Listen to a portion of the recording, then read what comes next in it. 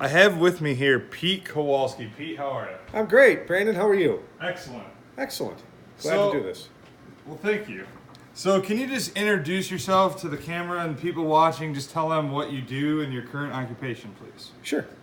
Pete Kowalski, proud alum, class of 1986, CMU BCA grad, and I'm the Vice President Director of Sales with Entercom Radio in Detroit. I'm also the station manager of WWJ. So I oversee sales for 6 radio stations, and I've been in the radio business ever since I was up at CMU over 30 years ago, and loving every minute of it. Awesome. What made you decide that you wanted to pursue a career in broadcasting, kind of sales and things surrounding that? Well, 2 things. And it's actually in the mid-'70s, I was a big fan of the TV show WKRP in Cincinnati. So I like that. That's where I first got the bug, because I thought everybody in radio would look like Lonnie Anderson. For those that were born probably before 1980, you probably don't know, or after 1980, you don't know who that is. And then secondly, I was influenced by J.P. McCarthy, who was a broadcast legend here in the Detroit area, and I'd met him a few times, and I just kind of was fascinated by radio. By the combination of really watching WKRP in Cincinnati on TV, thinking, that'd be kind of fun to be a DJ, and then meeting J.P. McCarthy, who unfortunately passed away in 1995, but I'd had a chance to meet him a few times when I was younger, and I was very influenced by him. Awesome. Could you walk us through from your first job in radio all the way up to current time, and possibly, if you can recall the year in which you had these positions? Sure. Well, it started really at Anspaugh Hall at WCHP, CHP. That would have been 1984, and as an overnight DJ. And then I went to 91 Rock FM, WMHW, my junior year, which would have been 1985. And then my senior year in 1986, I was approached by the then station manager of WCFX, which used to be called Foxy 95, which is now All Hits 95.3 CFX, to work as a DJ my senior year. So I went to class in the mornings, and I was a DJ at Foxy 95 and Afternoon Drive, and stayed there until after graduation. Then I applied for a job at WDTX Radio in Detroit, since I'm born and raised in Detroit. I found an opportunity to go in sales there, and they hired me. And then I stayed there for a year and a half. Then I moved over to W4 Country in 1987, where I spent 7 years as an account executive selling advertising.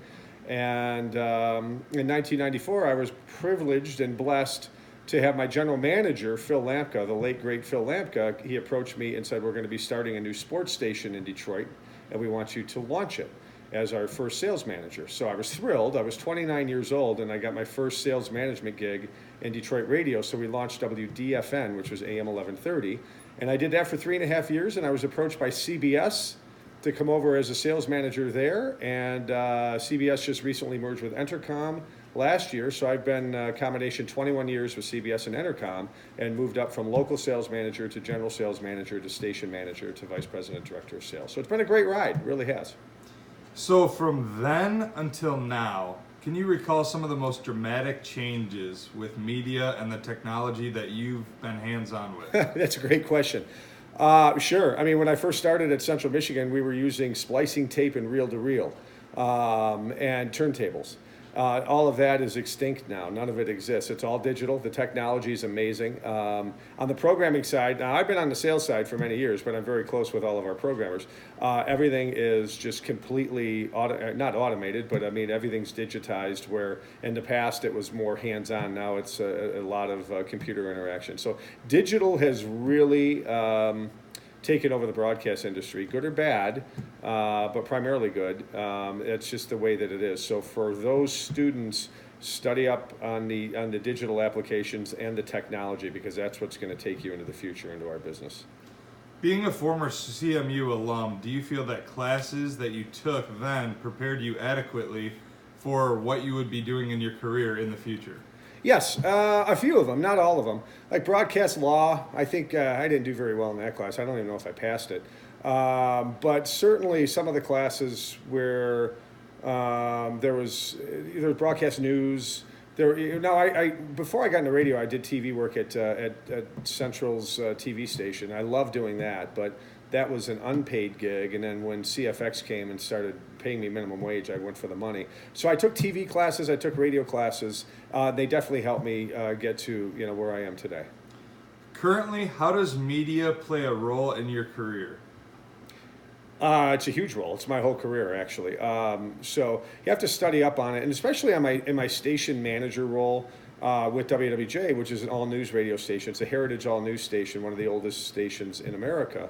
You got to keep up with media, with the technology, with the news, with the information. So it's it's a career. It's not a job, and that's one of the things that I would talk to the students about. That if you want to get into this industry, you got to take it seriously. You got to work very hard, work very smart, but realize that this is a career that can take you, to a lot of places. It's not a job.